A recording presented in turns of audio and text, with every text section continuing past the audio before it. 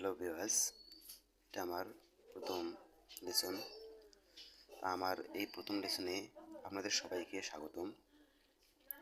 আপনারা যারা যারা হারমোনিয়াম, পিয়ানো বা ক্যাসিও শিখতে চান, শুধু তাদের জন্য আমার এই ভিডিওগুলো। ধরেন আপনি অনেক দিন থেকেই মিউজিকটাকে শিখতে চেয়েছেন, কিন্তু আপনি শিখতে পারেননি বা কোনো কাজকামের অভাবে আপনি সময় দিতে পারেননি। তাই এখন আপনি আমার এই ভিডিও টিউটোরিয়াল দেখে ঘরে বসেই খুব সুন্দরভাবে হারমোনিয়াম বাজানো শিখতে পারবেন। আমি একদম এখানে প্রথম থেকে শেখাবো।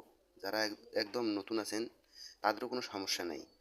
আমি একদম প্রথম থেকে আপনাদেরকে শেখাবো এখানে কিভাবে আপনি হারমোনিয়াম বাজাবেন বা কিভাবে আপনারা মিউজিক তুলবেন। আমি সমস্ত কিছু পার্ট বাই পার্ট আপনাদের সামনে তুলে ধরব, আর আপনারা সমস্ত ভিডিও দেখে হারমোনিয়াম বাজানো শিখে যাবেন। আমি এখানে কোনো গান শেখাবো না বা কোনো গানের মিউজিক শেখাবো না। আমার কাজ হচ্ছে আপনাদেরকে হারমোনিয়াম বাজানো শেখানো এবং কিভাবে আপনি হারমোনিয়াম বাজাবেন সমস্ত কৌশল শেখানো। বা আপনি যখন শিখে যাবেন তখন আপনি আপনার গান আপনি নিজেরাই তুলতে পারবেন বা যে কোনো গানের সুর আপনারা নিজেরাই তুলতে পারবেন। আমি শুধু আপনাদেরকে শেখাবো যে আপনারা কিভাবে গানের সুর তুলতে পারবেন। আপনারা নিজেরাই সমস্ত গানের সুর নিজেরাই তুলতে পারবেন। তো আমি আপনাদেরকে বলতে চাচ্ছি যে ইউটিউবে অনেক টিউটোরিয়াল আছে, যে সেখানে হয়তো একটা গানের মিউজিক আপনাদেরকে বাজিয়ে দেখাচ্ছে। আপনারা যদি ওই মিউজিক দেখিয়ে শিখেন তো আপনি হয়তো বুঝছেন না যে ওই স্কেল কোন স্কেলে বাজলো বা কী থেকে হলো ওই গানের সুরটা, আপনি কিছুই জানেন না। ঠিক আছে, কিন্তু আপনি সমস্ত কিছু জানবেন সময় হলে।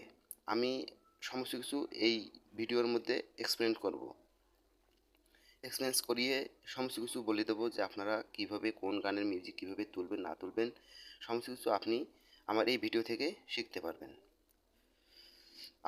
আপনারা মনে করেন যে আমার এই ভিডিওগুলো দেখতেছেন, ঠিক আছে, কিন্তু আপনারা যদি প্র্যাকটিস না করেন তাহলে কিন্তু আপনারা কোনো মতেই মিউজিক বাজাতে পারবেন না। আপনাদেরকে অবশ্যই প্র্যাকটিস করতে হবে। প্র্যাকটিস না করলে আপনারা বাজাতে পারবেন না।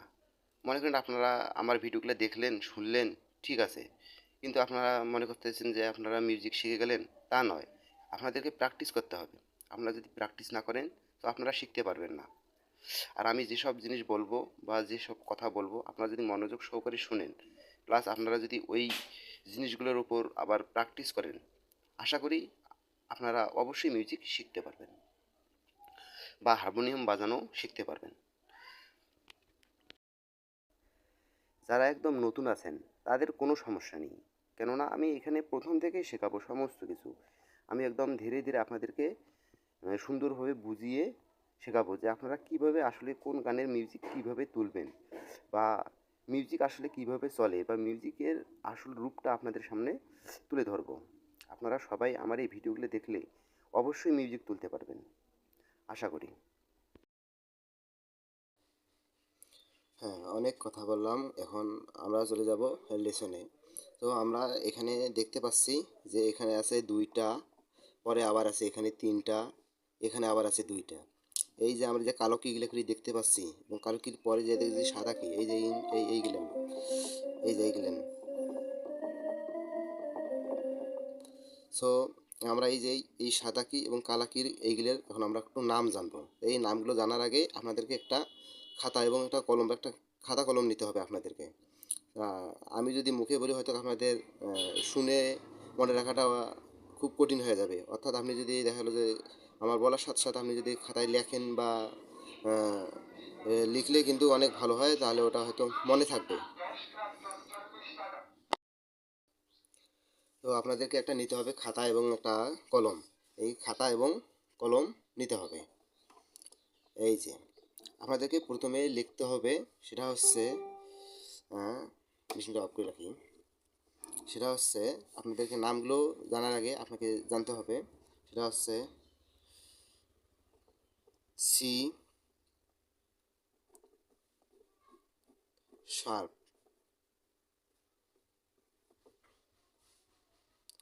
পরে আবার ডি,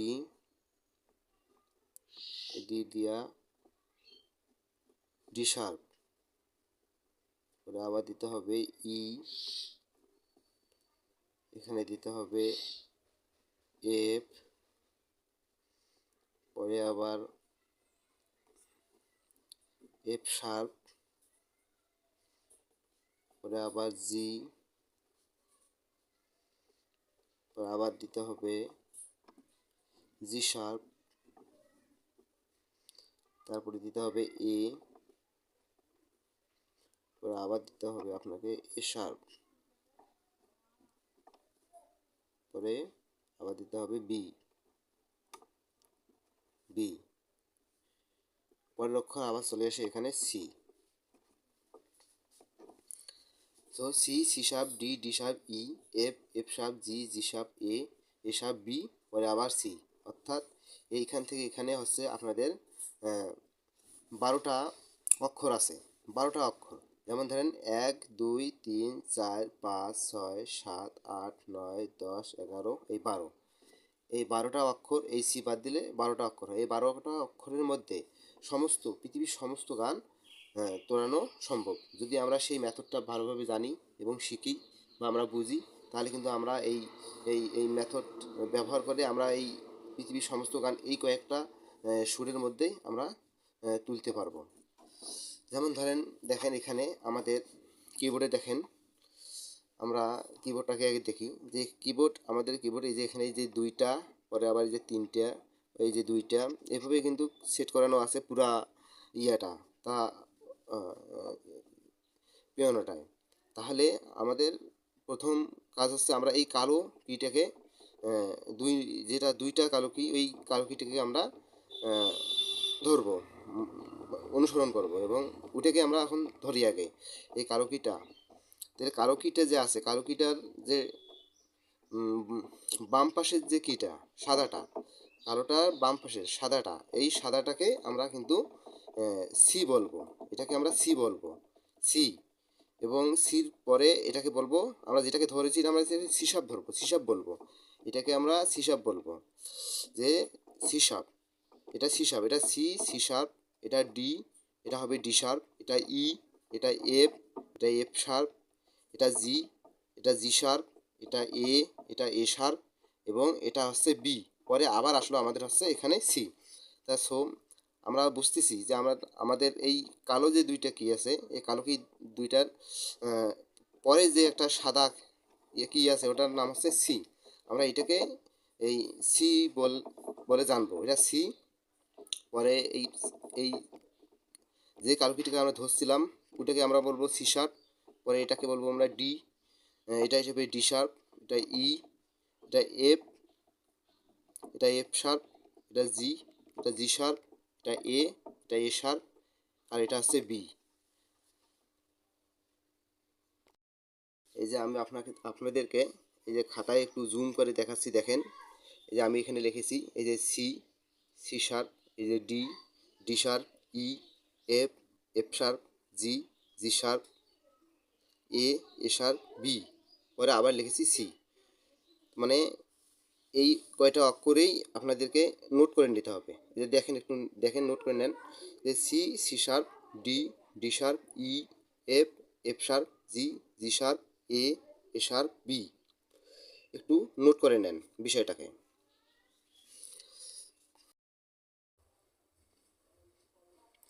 তাহলে আমরা বুঝলাম যে এটা হচ্ছে সি, এটা সি শার্প, এটা ডি, এটা ডি শার্প, এটা ই, F, F sharp, G, G sharp, A, A sharp, B, পরে আবার আসে সি। তা আমরা এদিক এদিক দিয়ে যাওয়ারটা শিখলাম, কিন্তু এখন আসারটা শিখবো। আমরা যাই এবং আসি, এবং আসারটা এখন যদি আমরা শিখি তাহলে সেটা হচ্ছে, এটা হচ্ছে বি, এটা বি ফ্ল্যাট, এটা এ, এ ফ্ল্যাট, এটা হচ্ছে জি, জি ফ্ল্যাট, এটা এফ, এফের কোনো ফ্ল্যাট নাই, তারপর আবার ই, ই ফ্ল্যাট, আবার ডি, ডি ফ্ল্যাট, তারপরে আবার সি। তো যাওয়ার সময় একরকম, আসার সময় হচ্ছে আরেক রকম। তাহলে আমরা যাওয়ার সময় আমরা যাই কি, যে C, C sharp, D, D sharp, E, F, F sharp, G, G sharp, A sharp, B, পরে আবার আসে এখানে সি। তা আমরা এখন বলবো কি, আমরা যদি এখন ব্যাক হয়ে আসি এদিকে যাই, তাহলে হচ্ছে এখন কি যে বি, বি ফ্ল্যাট, এ, এ ফ্ল্যাট, জি, জি ফ্ল্যাট, এফ, ই, ই ফ্ল্যাট, ডি, ডি ফ্ল্যাট, আবার সি।